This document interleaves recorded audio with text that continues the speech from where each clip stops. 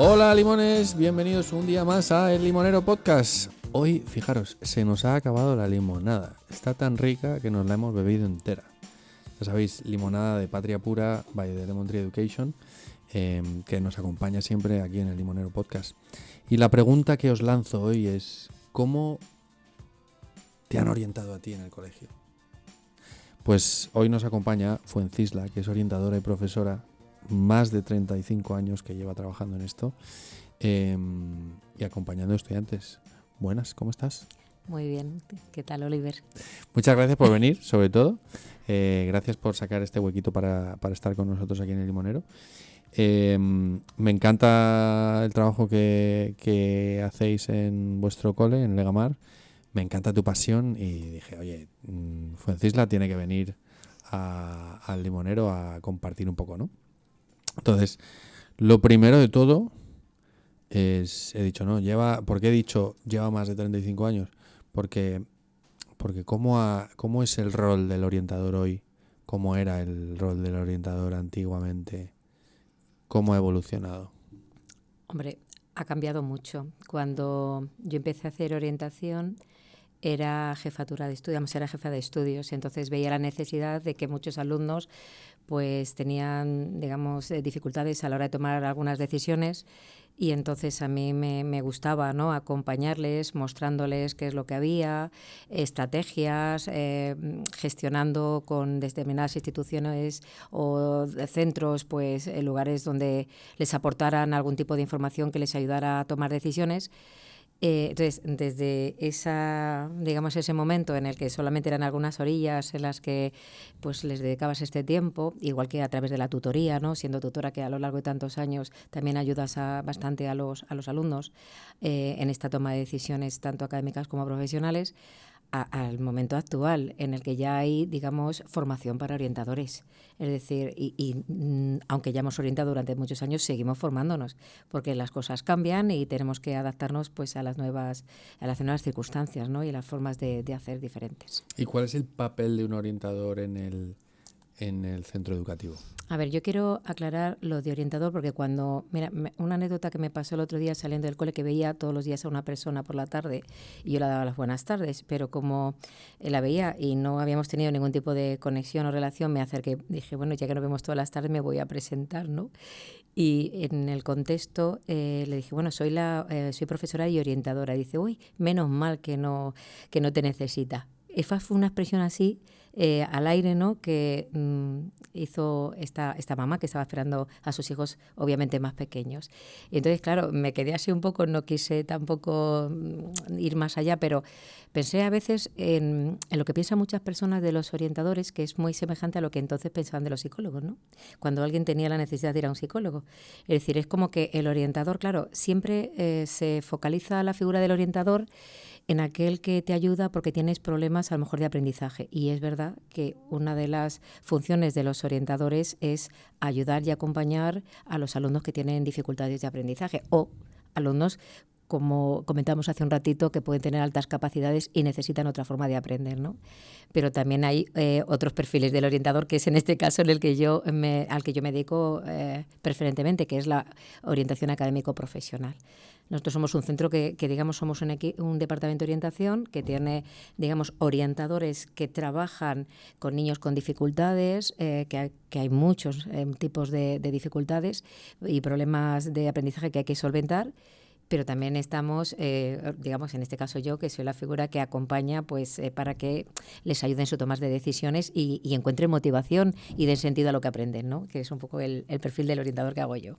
¿Y en los colegios suele haber varias personas dentro del departamento de orientación, como comentas, ¿no? De, oye, pues yo el de salidas académico-profesionales, el de las necesidades Claro. de aprendizaje, suele haber ese... A ver, ojalá fuera así. Yo me consta cuando voy a encuentros de orientadores o a cursos de formación u otros donde compartimos foros, donde compartimos experiencias, pues descubro que soy una privilegiada y que mis niños son muy privilegiados, ¿no?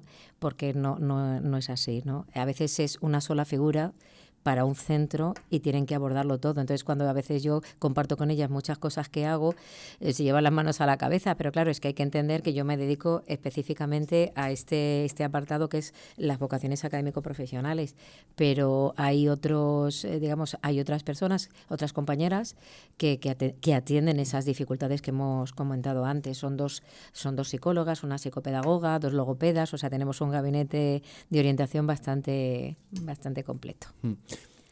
Me gusta esto, la parte que haces, ¿no? Porque como comentabas con la anécdota de esta madre, menos mal que no te necesita. Sí.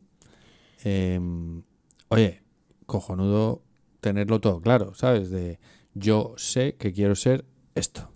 Y me he trabajado yo personalmente y sé cuáles son mis fortalezas, cuáles son mis debilidades y sé que aquí voy a encajar y tengo la pasión y tengo la motivación y tengo todas las cosas lo tengo clarísimo. Pero sí que es verdad que, no lo sé, a lo mejor desde la práctica, yo al final trabajo con muchos chavales todas las semanas donde les ayudamos y les guiamos y les orientamos, ¿no? Sobre qué opciones educativas en el extranjero pueden encajar mejor. Pero también encuentro muchos no sé. ¿Por qué quieres? No sé. ¿Por qué? Y estudiantes que cuestionan la necesidad de hacer algo, ¿no? De por qué tengo que estudiar esto, o por qué. ¿Cómo lo ves tú? ¿Cómo ves ese ecosistema del estudiante sobre su claridad de camino, ¿no? De hacia dónde quiere ir? A ver, yo me he encontrado esto a lo largo de mi trayectoria profesional como orientadora, ¿no? Entonces, digamos que he descubierto que tenemos que tener claros los objetivos por etapas y por cursos. Y en función de los objetivos por etapas y por cursos, digamos, diseñar actividades. O sea, no es que haga una actividad y entonces me puede ayudar a, sino que tenemos que identificar cuáles son las necesidades de esos alumnos en esas etapas y entonces diseñar actividades para que les puedan ayudar, ¿vale? Entonces, a lo largo de todas esas actividades que suelen estar encajadas con esos objetivos, les es más fácil entender un poquito pues lo que representa y lo que significa el departamento de orientación, ¿no? En este caso, el acudir a la orientadora. Te pongo un ejemplo. Yo todos los meses, desde hace 6 años, tengo un proyecto de charlas coloquio los viernes finales de mes. ¿Vale? Que no es que hagamos durante una semana, que era como yo empecé, haciendo una semana, invitando a gente para que vinieran a, digamos, compartir con nosotros su perfil profesional. Yo les decía siempre, no quiero saber cuál es el plan de estudio, para eso lo trabajo de forma individual yo con ellos. Quiero que compartáis con ellos cómo es tu día a día en el trabajo, cuáles son, digamos, las habilidades que se requieren o el perfil más adecuado para desempeñar esto, cuáles no. Entonces, en ese proyecto que te digo de charlas coloquio, son todos los viernes finales y yo hago una publicidad de las mismas por itinerarios. Entonces, cuando yo llego a las clases, la presento de forma general, lo hago desde cuarto de secundaria hasta segundo de bachillerato. Y siempre está aquel que, no, yo tengo muy claro que yo quiero estudiar tal o cual otra cosa, ¿no? Entonces, claro, la experiencia de tantos años en este tema me permite compartir con ellos que otros que en su momento estuvieron donde están ellos, pues cambiaron cuando escucharon a una persona compartir en qué consistía su profesión, etcétera, ¿no? O al contrario, pensaban que era algo que les gustaba y cuando empezaron a escuchar qué era lo que hacían, pues se identificaron que no coincidía con sus intereses profesionales o académicos, ¿no? Entonces, es verdad que los chavales, como son adolescentes, están por encima del bien y del mal, ¿no? Entonces piensan que ya lo saben todo, pero el encontrarse de alguna manera que tú les haces ver que es importante, que es conveniente que participen de estas charlas, porque lo único que van a conseguir es, pues eso, conocer ese perfil, y que a veces en estas charlas también se dicen cosas, yo se las publicito así también para engancharles un poquillo, que en otro contexto a lo mejor no comparten, ¿no? Movilidad al extranjero, becas y tal y cual. Entonces, como lo estás escuchando una y otra vez, pues al final les genera esa duda y se apuntan bastantes. Porque es voluntario. Es voluntario, yo qué sí. sé, que Sí, se me acuerdo hace que a cuando la hora de la yo... comida Sí, sí. o... No, que va. Es un viernes por la tarde que tiene la tarde libre. Ah. Ahí está el éxito de este tipo de charlas. Yo me acuerdo que cuando las diseñé por primera vez, la jefe de estudios que estaba decía, esto tiene que ser obligatorio. Y yo le decía, si es obligatorio, yo no me encargo de esto, porque yo quiero que sientan la necesidad, no la obligación Qué de bueno. participar de estas charlas.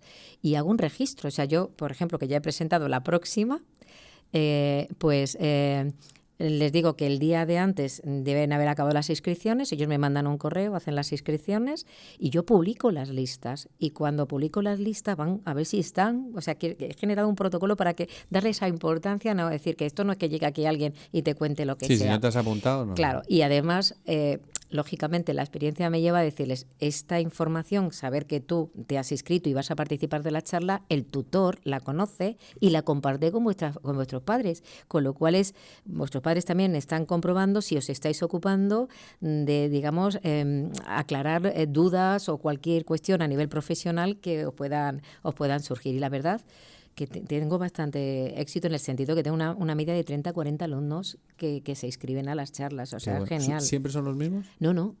No, lo hago por itinerarios, aunque siempre les digo que participen en la medida de lo posible del Sí, mayor número de ellas, porque que a lo mejor es alguien de ciencias le puede es que me ha interesar algo de pasado, letras, me sí. ha pasado, en alguna de ellas han visto un perfil y han acabado haciendo a lo mejor derecho, porque les ha encantado el derecho internacional que una persona ha venido y ha presentado, por ejemplo, ¿no?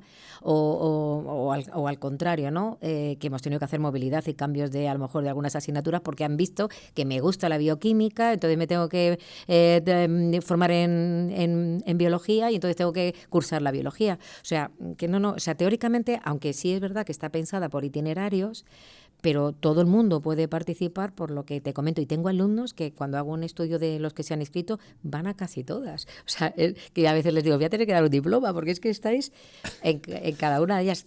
A ver, también trabajo a través de las charlas, no solamente lo que es esta información profesional, sino que quiero que vean estilos comunicativos distintos. Les dije, también es una forma de aprender, chicos.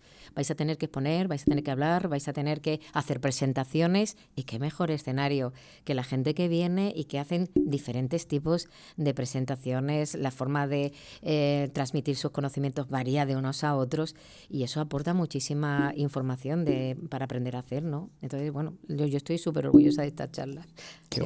No, es para estarlo, porque me encanta el concepto es voluntario, porque significa que tomas responsabilidad, que tomas la decisión de hacer. Y me encanta el sistema porque es como, veniros, si no te apuntas, si no haces un proceso, no lo interiorizas, y entonces no se interioriza, sí, no se integra, sí. No te comprometes, ¿no? Y cómo importante es este compromiso, que es verdad que ellos pues no tienes que pagar, que no. ¿Cuánta gente se apunta al gimnasio y no va, ¿no? Y no va, ¿no? Ostras, te has hecho el ir, tal, el pago, te lo domicilian todos los meses y aún así no vas. Ostras, pues esto tiene mucho más mérito, ¿no? Donde me apunto, obviamente, seguramente lo hagas de una manera muy didáctica, donde conectas con ellos. Sí que decías, ¿no? Que es por etapas. Y dices, oye, cuarto, primero y No, segundo. pero van todos a la vez. Sí, pero lo promocionas para chavales de cuarto de la ESO, primero y segundo de bachillerato. Uh-huh. ¿Cuándo es interesante empezar a trabajar esa construcción, por así decirlo, o ese desarrollo o esa orientación con un estudiante? Cuanto antes, yo he dicho este proyecto en función de ese objetivo que te he dicho, trabajo por objetivos y diseño actividades por objetivos, pero trabajamos mucho desde primero de la ESO. Primero de la ESO, desde antes primero no, de la ESO. primaria Sí, no. Sí, he tenido años, hacemos algunos proyectos, pero a menor escala. Empezamos a hacer, como yo digo, pinceladas, ¿no? Pinceladas impresionistas, un poquito de orientación en la que colaboran también los tutores y demás. Pero lo que sería ya una orientación más sistemática, regularizada, por objetivos, actividades, etcétera, etcétera, desde primero de la ESO. Pero cuanto antes mejor, porque se han hecho estudios, a veces, otro de los proyectos que tengo es la formación de profesiones STEAM, Y entonces a veces cuando se plantean por qué hay primero tan pocas mujeres en el ámbito de las profesiones tecnológicas, ¿no? O científicas. Y ya de por sí hay pocos en general, a pesar de lo que nos creemos hay poca gente, pero muy pocas mujeres. Entonces, cuando se han hecho esos estudios se ha descubierto que a partir de tercero de primaria y demás empieza a darse, digamos, el caso de que ya empiezan a huir un poquito de estas disciplinas, ¿no? Que tienen que ver con su metodología, un poco con los estereotipos que hay, los pocos modelos o referentes que existen, porque siempre pues, los científicos no se presentan a las científicas, que hay muchas, ¿no? Digamos un día para presentar a las mujeres científicas, ¿vale? El día 11 de febrero, el Día de la Mujer y la Ciencia, ¿no? O cosas así, pero son muchas más de los que nos creemos y además no tenemos que irnos no tenemos que llamar a Madame Curie, por ejemplo, ¿no? Que es la que está más en el tiempo y todo el mundo dice alguna, pues Margarita Salas, gente que hace poco y que está a lo mejor en nuestro entorno muy inmediato, pues que son un referente. Yo trato de mostrarles antiguas alumnas del cole para que vean que muchas de las antiguas alumnas del cole en este ámbito, por ejemplo, pues han llegado a este punto, ¿no? Y demás. Entonces, ahí está, desde tercero de primaria se han empezado a detectar algunos de estos problemas. Qué guay. O sea, cuanto antes mejor. Qué guay esto que comentas, de cuanto antes mejor. Es verdad que yo creo, ¿no? Que aquí en Madrid tienes la feria de universidades Aula. Sí. Universidades que luego le han ido escuelas, metiendo cosas, ¿no? Sí. Pero, claro, la gente, muchos centros, pues oye, os damos el día para ir a aula. Y dicen, pues vaya que voy, a ver qué pillo. Pero no van con una orientación. Es que tiene que llevar una actividad trabajada, claro, para saber qué tienen que pedir, qué buscar y dónde ir y demás, sí, ¿verdad? Sí. Pero es que a veces no tienen otra posibilidad, porque es lo que comentabas antes, no todo el mundo tiene tanta suerte de a lo mejor tener unas horas disponibles para poder desarrollar estas competencias, ¿no? De orientación. Pero ahí es donde vamos a poder entrar en la motivación. Todos tenemos motivación por algo, ¿no? Claro. Y está esa motivación intrínseca de por qué quiero hacer lo que quiero hacer. Entonces, necesito que alguien... Este es el ejemplo. Profe, ¿esto entra en el examen? Si el profe me dice que no entra, no me lo estudio. Porque lo veo como, ¿para qué voy a estudiarme esto? Práctico, si no, como dicen los chavales hoy en día, no me renta. Entonces, oye, ¿para qué me voy a...? Si todavía me queda mucho tiempo y ya me empiezo a agobiar con... Es que tengo que elegir itinerario para el bachillerato. Y tengo que ir a la universidad. Fíjate, nosotros, ¿no? Como sabes que mandamos a estudiantes a estudiar fuera, los que hacen segundo bachillerato fuera, luego para el acceso a la universidad pues necesitan su convalidación del curso y las pruebas de competencias específicas, la selectividad sí. Para extranjeros que se hace a través de la UNED.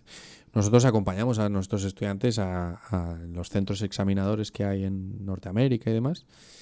Y yo he tenido la oportunidad de estar en esos exámenes acompañando a nuestros estudiantes y claro, llegas allí y pues sí, nosotros tenemos los nuestros, pero llegas y a lo mejor hay 150, 200, 300 estudiantes, la gran mayoría españoles que están estudiando un año fuera y me pongo a hablar y a escuchar, ¿no? Y muchas veces, bueno, ¿y por qué haces esto? ¿Tú qué vas a estudiar? Pues no lo sé. Depende de la nota. ¿Y qué te gusta? ¿Y por qué quieres ir a la universidad? No, ¿por qué hay que ir a la universidad? ¿Por qué hay que ir a la universidad? ¿No? ¿Cuál es tu motivación para ir a la universidad? ¿Cómo? Que luego ahora también hay un pequeño movimiento de la universidad no sirve para nada, ¿no? ¿Tú qué opinas de esto? ¿Hay que ir a la universidad? ¿Sirve de la universidad? ¿La universidad es para todos? ¿Qué opciones, qué caminos se pueden seguir? Porque lo que tenemos claro es que la ESO la tenemos que hacer. La primaria y la ESO, porque es obligatorio, ¿vale?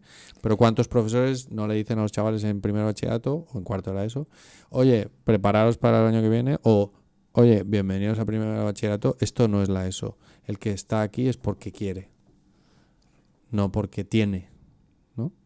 Entonces, ¿tú cómo ves todo eso? Bueno, a ver, no todo el mundo tiene que hacer estudios universitarios de forma inmediata. ¿Vale? Yo normalmente cuando oriento hago mucho hincapié en la importancia de la formación profesional, ¿vale? De hecho, cuando asisto a foros de empleo, donde oigo a las empresas dar el feedback, ¿no? Un poco de la necesidad de técnicos que no tienen porque no se forman, pues obviamente toda esa información yo la trabajo con los alumnos. Digamos que cuando se termina la etapa de secundaria, yo tengo como orientadora, porque es mi deber, ¿no? Explicarles todos los caminos que hay para poder continuar otra etapa académica y profesional, ¿no? Entonces, bien es cierto de que depende mucho que elijan un bachillerato, a lo mejor un ciclo formativo de grado medio, un poco de la forma de aprender que tiene cada alumno, ¿vale? Hay alumnos que someterse a un bachillerato les cuesta mucho más porque son personas que les gusta, digamos, aprender de una forma más práctica, en contacto directo con los objetos, etcétera, etcétera. Entonces, en función de esto, pues a lo mejor pueden tener más éxito en haciendo primero un grado medio y de ahí pasar a un grado superior, y si continúan con esas expectativas pueden llegar a entrar en la universidad, ¿vale? Podría ser un camino. O sea, no necesariamente que esté enfocado en la universidad, pero no es un impedimento para poder llegar a la universidad.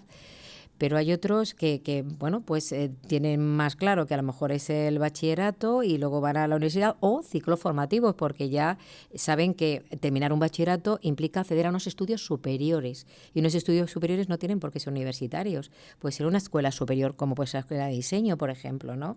Entonces, o los ciclos formativos que hemos dicho antes de grado superior, que ellos lo saben. Que además... a veces es más conveniente, sobre todo en perfiles de alumnos que todavía no tienen claro lo que quieren estudiar. Y a veces el hacer un ciclo formativo, que es 2 años, de un área o una especialidad a lo mejor que puede a priori ser más afín a sus intereses, pues les puede conducir a saber si quieren continuar algo que querían hacer o no, ¿no? Por ejemplo, yo tengo una alumna que está en medicina a partir de un ciclo formativo de grado superior. Y fíjate cómo suda la gente para sacar la nota para poder entrar en medicina, que las pobres están, ahora que tenemos exámenes, llorando, ¿verdad? Para intentar sacar la máxima nota posible.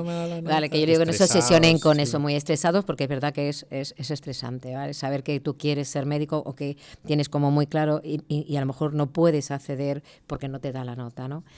Pero han entrado en un ciclo formativo, han hecho, por ejemplo, anatomía citopatológica, y a lo mejor algunas que pensaban hacer veterinaria, que es el caso el que te he comentado, de repente ¿de qué la sirve el haber hecho este ciclo formativo? Saber que lo suyo no es la veterinaria, que lo que le gustaba era la medicina.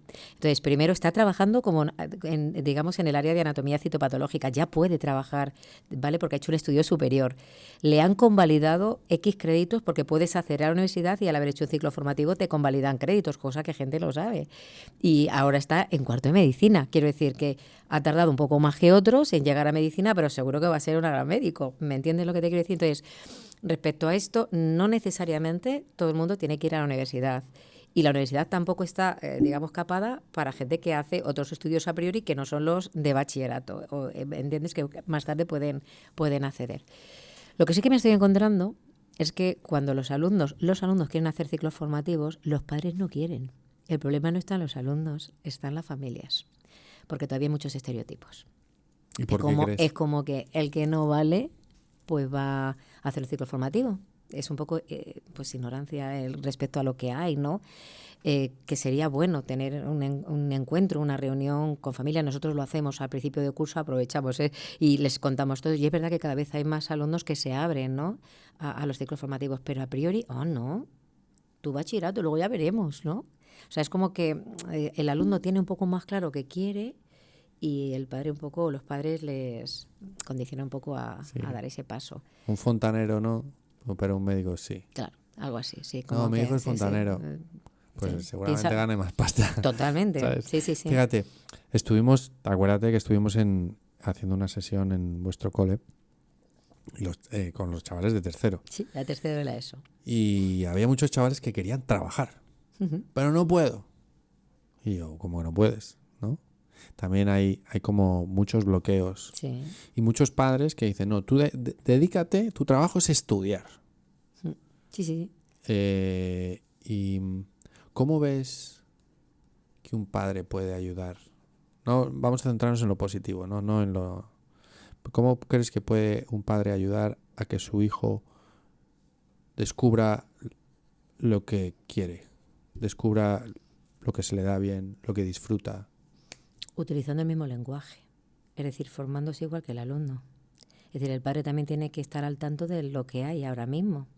O sea, porque antes a lo mejor muchos padres conocían ciertos grados. Es que ahora hay un montón de grados y hay un montón de salidas profesionales a partir de otros estudios superiores, ¿no? Entonces yo creo que tienen que hablar el mismo lenguaje que ellos. Entonces, cuando les hablan de créditos o tal, hay padres que no tienen, digamos, ese lenguaje, como yo digo, para ayudarles a tomar esa decisión. Entonces, puede ser, no que sea la solución, pero sí podría ser parte de la solución, que los padres también empiecen, junto con sus hijos, a informarse de lo que hay y un poco pues en lo que hay es no solamente de qué va la carrera, sino qué salidas profesionales existen con respecto a esa titulación y demás que están ellos eligiendo. Fíjate, el otro día recibí un correo de una madre de un antiguo alumno que tuvimos. Oye, ¿qué tal? ¿Cómo estás? Hace mucho tiempo que no hablamos. Mi hijo ha terminado la carrera y queríamos ver si nos podías ayudar a encontrar un máster, que estábamos pensando en que lo estudiase fuera. Lo primero, me escribe la madre, no el chaval. Un indicador. Sí, que ya ha terminado una carrera. O sea, me refiero. Sí, te he entendido, que se supone que, sí, oye, sí. con 16 años, pues te entiendo, ¿vale? Hay chavales muy motivados, hay chavales que llegan aquí y es, oye, no, tengo al padre o la madre, el chaval, y el chaval dice, no, les he hecho un PowerPoint a mis padres de por qué me tienen que mandar a estudiar fuera, ¿no? Y les he convencido y claro, los padres dicen, hostia, ¿cómo le dices tú al chaval que no vamos ni a explorar la idea si nos ha hecho un PowerPoint? Si tiene una motivación intrínseca, personal, brutal, ¿no? Pues, pero yo dije, ¿por qué necesitas estudiar un máster? O sea, recién salido de la carrera, ¿no? Yo es que tengo una visión sobre los másters un poco diferente a la que a lo mejor está establecida. Pero es, ¿y a qué se quiere dedicar? ¿Qué empresas le atraen? ¿Dónde le gustaría trabajar? ¿Qué es lo que valoran en esas empresas? ¿Qué hacen? O sea, los trabajadores de esas empresas, ¿cuál es el currículum, ¿no? De esos trabajadores? Oye, pues a lo mejor si todos los trabajadores de esa empresa tienen un máster de no sé qué en la universidad no sé cuál, pues a lo mejor sí que tiene sentido que tú hagas el máster no sé cuál, ¿no? Pero esa reflexión y sobre todo me gusta que digas que los padres hablen el mismo lenguaje, ¿no? Contestando también a la pregunta que te he lanzado, que es cómo podemos ayudar a que nuestros hijos descubran lo que les gusta, en mi opinión es ayudándoles a probar. ¿Cuántas veces tenemos un niño que dice, no me gusta la comida? ¿La has probado? No, pero no me gusta. Tía, ¿cómo sabes que no te gusta, no? Y tenemos esa discusión. Pero con los estudios o sea, que tienes que ir por aquí, ¿no? Y hemos tenido gente en el podcast que, oye, pues a lo mejor me apetece estudiar no sé qué. No, estudia una carrera de verdad. Ostras, ¿hacia dónde? Y luego, tú que también eres la profe de filosofía, ¿no? Sí. Oye, la asignatura de filosofía, ¿qué ha pasado con la asignatura de filosofía en el currículum educativo español? ¿Y qué está pasando en el mundo con la asignatura, con la carrera de filosofía? O sea, está creciendo la demanda de perfiles que han estudiado filosofía, que han estudiado artes, que han estudiado carreras más creativas, ¿no? Todo esto también, desde el sistema educativo en España, hay un plan, ¿no? Hay un plan de orientación y, ¿no? Se llama Proyecto de Orientación Académica y Profesional, ¿no? Uh-huh. ¿Qué opinas de ese plan del sistema educativo en España? Hombre, que es mejorable. Es un punto de partida. Bueno, todos podemos mejorar. Sí, es un punto de partida y sobre todo teniendo en cuenta que en todos los centros pues no disponen de los mismos recursos para poderlo llevar a cabo, ¿no? Entonces siempre tiene que existir algo que no esté mal, pero obviamente se pueda mejorar, ¿no? A ver, has dicho muchas cosas, ¿no?, que yo me he ido quedando.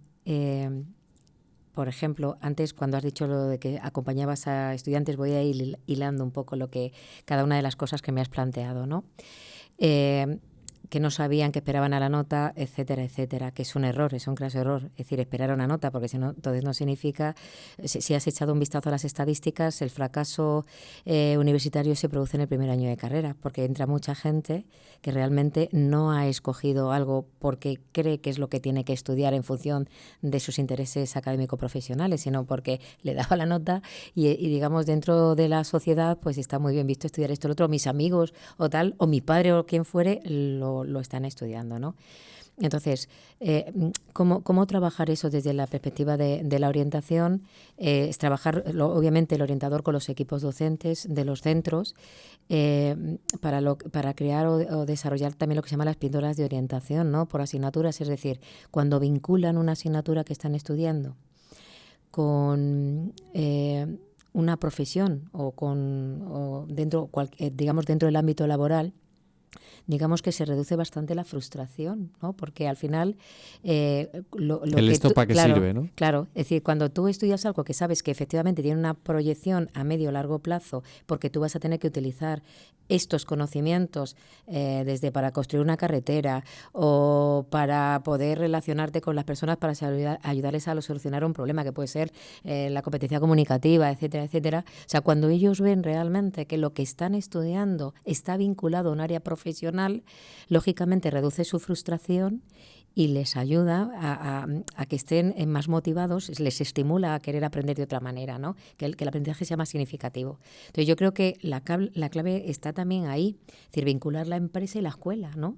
Entonces, algunas de esas actividades tienen que ser en ese ámbito. Entonces, creo que sería menor el que nos encontraríamos el menor número de alumnos que llegan a la universidad porque sin saber qué es lo que quieren estudiar. Siempre nos podemos equivocar, no pasa nada. A veces quieres o crees que querías hacer algo y luego te descubres que realmente pues no era lo que esperabas, ¿no? Que tampoco pasa nada si te lo has trabajado antes y al final pues decides otra cosa, ¿no? Pero que una decisión bien reflexionada y, digamos, trabajada evita más esto que tú estás diciendo de al azar, ¿no? A ver qué es lo que pasa. Eso por un lado, en respecto a lo que decías de cómo les podemos ayudar y no esperar en el último momento a ver qué nota saco.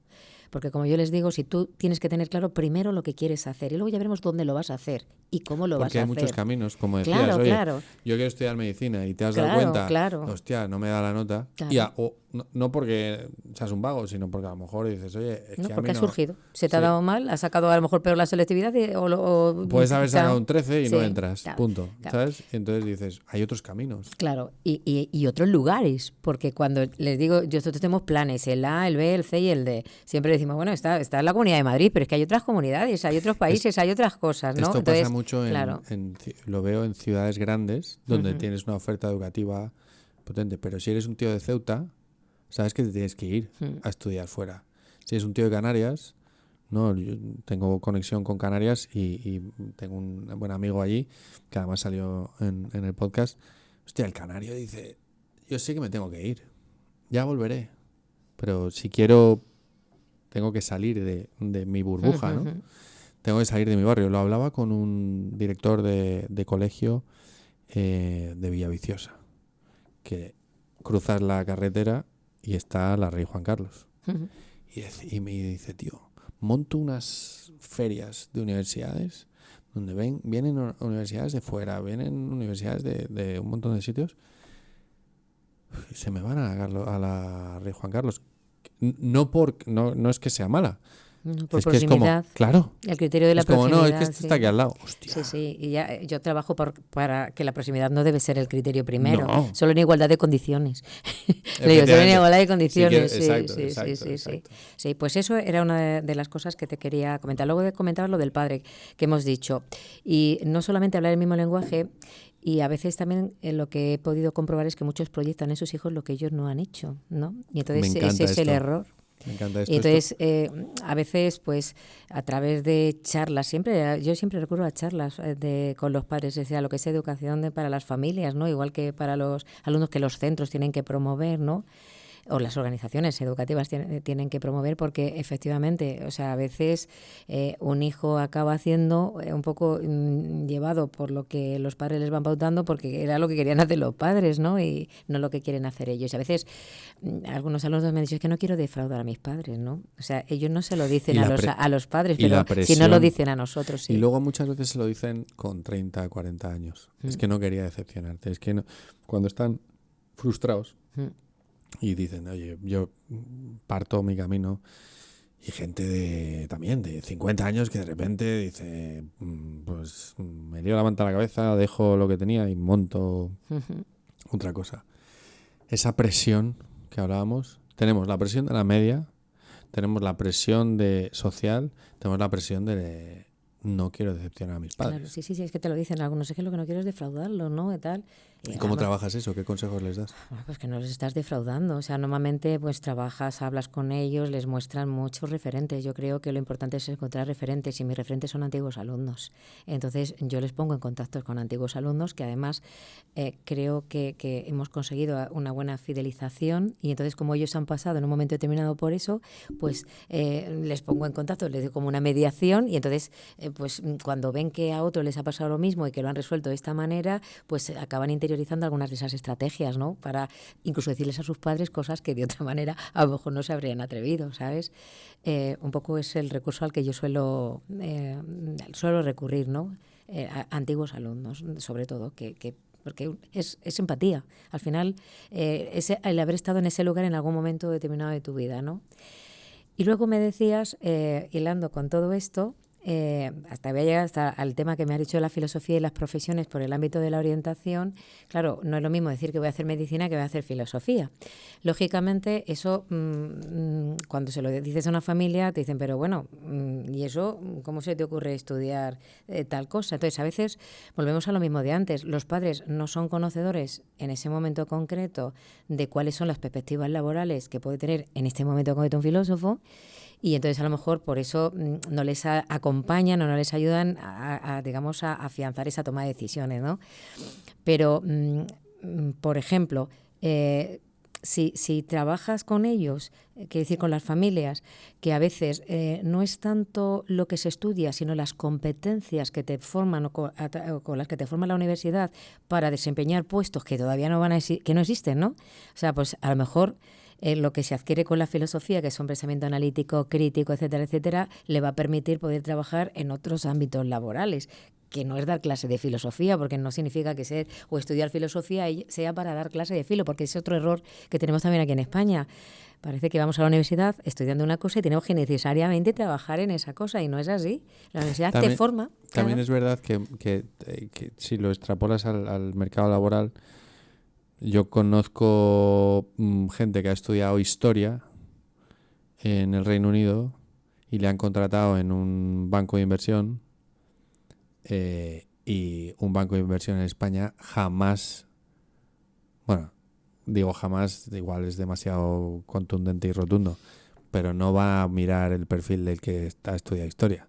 Se va, sus capacidades, claro. Se va a las escuelas de finanzas y a las carreras a captar ese talento, ¿no? Y entonces también es una percepción, o sea, una concepción de nuestro propio sistema, ¿no? Y social, porque esos padres que enchufan a su hijo y le dicen, oye, tú tienes que hacer esto y así te va a ir bien, son los que luego también están en las empresas trabajando y juzgando de, no, o sea, ¿cómo va a venir a mí este filósofo a gestionar proyectos en esta consultora? ¿Vale? Y dices, oye, ¿por qué no? ¿Qué competencias ha aprendido? ¿Qué son las competencias? Que ha desarrollado. Soft skills, que ahora que son las que tenemos que realmente preparar para el mundo que viene, porque van a trabajar en profesiones que todavía no existen. ¿Qué dirías tú que es, oye, chicos, da igual lo que hagas, prepárate todas estas cosas, estas habilidades? Claro. ¿Cuáles serían esas habilidades? Hombre, siempre yo creo que es el aprender a aprender. Aprender. Claro. O sea, es que tenemos que ser adaptativos. Es que tú vas a trabajar en un mercado laboral en el que a lo mejor ahora se trabaja de una determinada manera y en breve ha surgido un desarrollo tecnológico y tienes que acabar trabajando en otra. Yo antes de ser profesora estuve trabajando en un hospital, en el cuerpo de administración y gestión, en archivos, ¿no?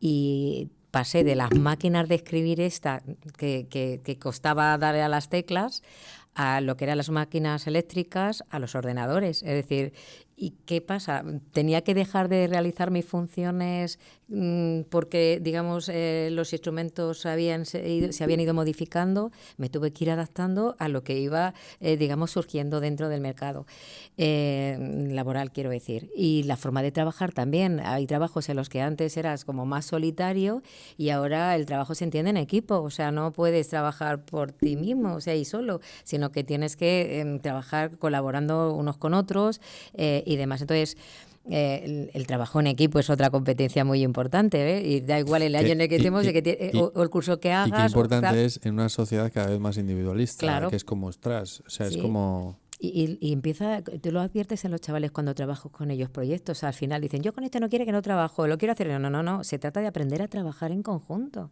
O sea, y se trata de que uno no haga el trabajo de todos, porque entonces no estás haciendo Y cómo bien gestionas tu esas trabajo. dinámicas y cómo motivas Claro, a tu compañero a que haga su parte y sea responsable, ¿no? el pensamiento analítico, la competencia, el análisis, la crítica, el trabajo efectivo, el hacer proyectos, o sea, todo esto, los idiomas, la tecnología, o sea, no se trata de aprender a hacer programación, está claro, pero es que no te puedes resistir a que tienes que saber utilizar los nuevos, digamos, recursos tecnológicos que van surgiendo, ¿no? Pues ahora estamos con la inteligencia artificial, pues todos a prepararnos a la inteligencia artificial para ver los pros y los contras, o sea, es ser adaptativo, ¿no? O sea, el aprender a aprender es una de las más importantes de las competencias que yo creo que todos los alumnos, vamos, y todas las personas deberíamos haber adquirido. Entonces, la comunicación, hemos dicho, el análisis, la sociabilidad, el saber relacionarte con los demás, ¿no? En una empresa, no solamente trabajar en equipo, es que al final trabajas con personas, no trabajas con objetos, sí, ¿no? ¿y cuántos eventos de networking hay donde llegas y hay gente que está ahí callada? ¿Y yo por qué he venido aquí? No, me ha mandado mi jefe, ¿sabes? Entonces, hostia, tengo que ir allí a decir, ostras, qué bonito es poder conectar. Y bueno, ahí yo creo que ese también va muy alineado con ese trabajo en equipo. O sea, la sociabilización y demás. Pues, y terminando con lo que habías dicho, por cerrar este capítulo, mira, hace poco estuve en un taller que organizó la Fundación Telefónica, digamos que con el Campus 42, no sé si lo conoces, y entonces un poco era compartir entre todos los orientadores y el personal de la fundación, ¿no? Pues experiencias y necesidades, ¿no? Y una de ellas es que necesitan personas del ámbito humanístico para la tecnología, porque claro, el tecnólogo viene con muchos conocimientos de tecnología, pero a veces tiene carencias en el ámbito humanístico y social, entonces se compensan en equipo, es un equipo multiprofesional. Entonces, quiero decir que al final se tiene que llegar a un resultado desde perspectivas muy diferentes. Y entonces es cuando, al final, aportando entre todos, yo creo que se puede conseguir algo mucho mejor. Y esto era un poco lo que trataban de transmitirnos, ¿no? Es decir, de hecho, voy a hacer un taller donde gente de Telefónica pues va a intentar trabajar con gente del ámbito humanístico y social para hacer un proyecto relacionado con este ámbito, ¿vale? Porque es que son necesarios también. Es decir, el tema del Big Data, ¿no? Que parece que hablan del Big Data y parece que solo afecta a la gente que ha hecho tecnología. No, se necesita gente que ha hecho área humanística y lingüística para poder también un poco hacer ese análisis de datos con esa otra perspectiva que es la humanística y social. Muy, muy, muy potente esto que dices. O sea, desde mi punto de vista creo que cada vez hay más gente que lo entiende, pero no lo interioriza, ¿sabes? Entonces creo que tenemos que interiorizar más eso. Y es como, sí, muy bien, este taller de no sé qué, pero luego volvemos a nuestra manera. A nuestro estado de confort. Exacto, a Sí. nuestro pensamiento. Hemos tocado un poco el tema de la salud mental, de la presión. ¿Cuáles crees que son los retos mayores emocionalmente, psicológicamente, de los adolescentes hoy en día? A ver, los problemas han existido siempre, pero es verdad que yo que llevo muchos años en educación, y de hecho lo comentamos a veces entre compañeros, estamos viendo que ahora hay un número mayor de adolescentes que están pasando por todo esto, ¿no? No saben gestionar sus emociones. Yo creo que es una falta de cómo, o sea, de no saber cómo gestionar esas emociones. Entonces hay que trabajar con ellos recursos y estrategias para que no se sientan frustrados y lo puedan gestionar. Puede ser que esté relacionado con la manera de criar como padres, ¿no? A la hora de enfrentarles al fracaso, a la hora de enfrentarles a los retos, de no te preocupes, yo te lo hago.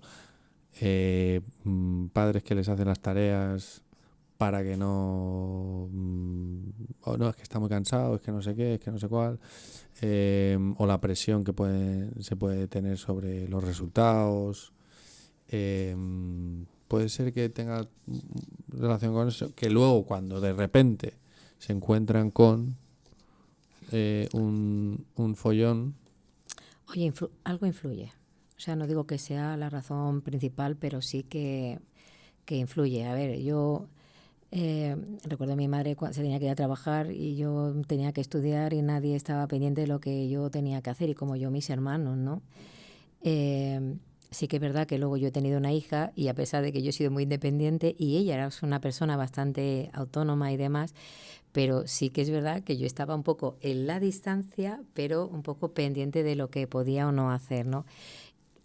Teniendo en cuenta mi perfil, estaba pendiente, aunque no estuviera encima, me explico. Entonces, si hay padres que ven que sus hijos a lo mejor por la razón X que sea no se sienten seguros y tal, no comparto, pero puedo llegar a entender que intenten hacer algo que no sería lo correcto. Es decir, el padre tiene que hacer de padre y el profesor del profesor, ¿no? Entonces, a veces el profesor detecta que el alumno no sabe cuando las cosas no las hace bien, pero si las hace bien, y entonces viene, pues no detectas cuál es el problema, y a veces detrás de esta pues la ayuda que puede haber de la familia y demás, ¿no? Entonces, hombre, La típica escena de suspendes, el niño presenta un trabajo, pues tú lo oye, que estás como que Sí. Claro, y has hecho tú como padre el trabajo y dices, ¿cómo que me has suspendido? Sí.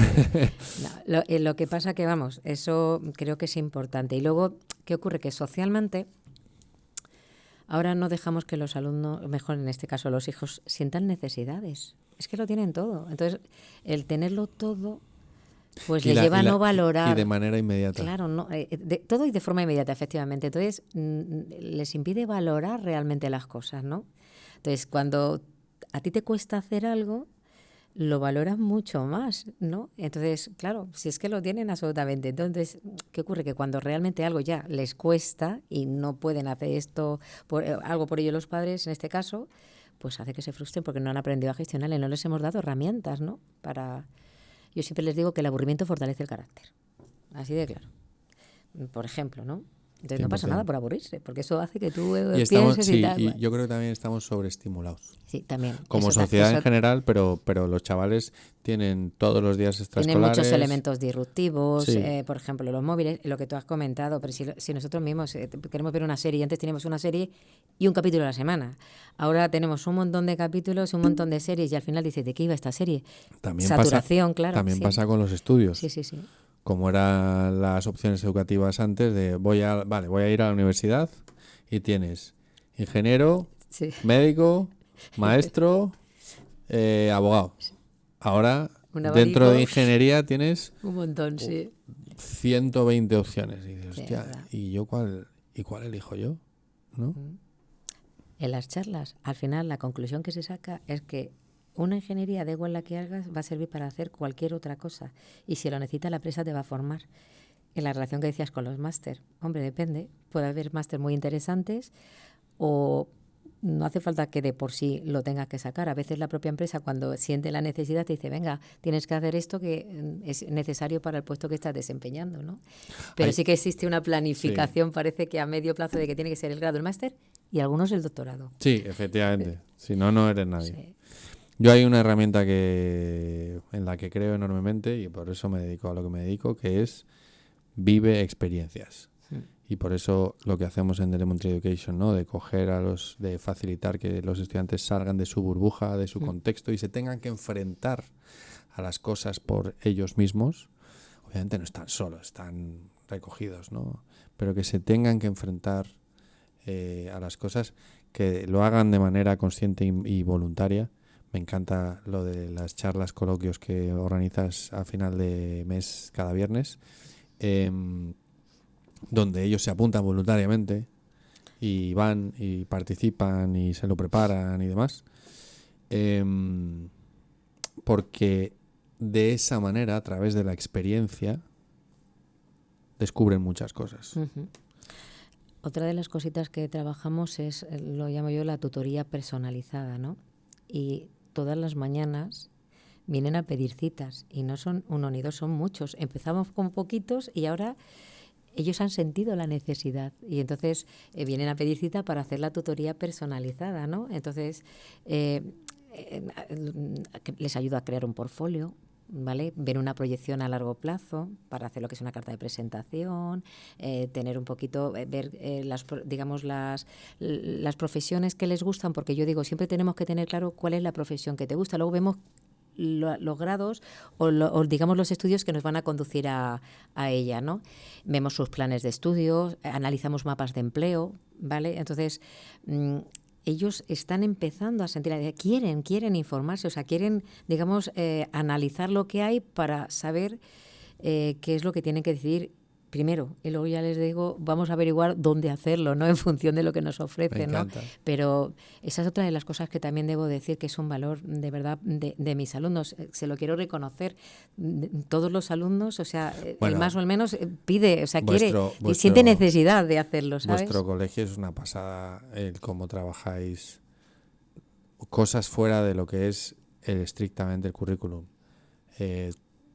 Concursos o competiciones, conexiones, empresa, colegio, es una pasada. Y esto me lleva a la última pregunta que le hacemos a todos nuestros invitados, que me mola mucho la idea de escucharte porque tienes mucho bagaje detrás, que es cómo crees que será o cómo te gustaría que fuese la educación de los hijos de tus hijos. Constructiva. Constructiva. A ver,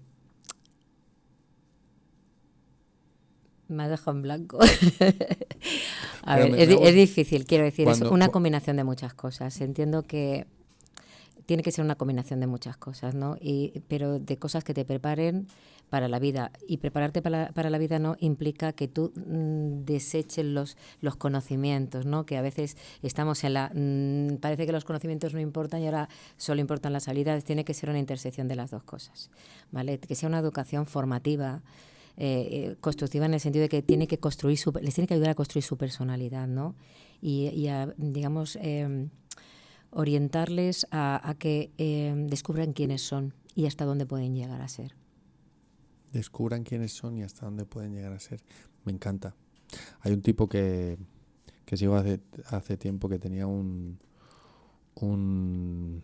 speech, un claim, una frase que era: aún no soy quien voy a llegar a ser. O sea que me ha encantado esto que has dicho. Muchísimas gracias por este ratito, esta charla, por compartir todas tus opiniones y conocimientos. Y espero que os haya gustado, espero que os haya inspirado a conectar con el orientador, que no digáis, menos mal que mi hijo no lo necesita, porque conectando, hablando, compartiendo, socializando, pueden salir muchas cositas que nos ayudan a definir ese hacia dónde quiero ir y quién quiero llegar a ser, ¿no? Muy bien. Muchas gracias. Muchas gracias a Cisla. ti, Oliver, por esta oportunidad. Pues nada, limones, aquí nos quedamos con el agua, que ya hemos pedido limonada para que venga bien exprimida. Un abrazo.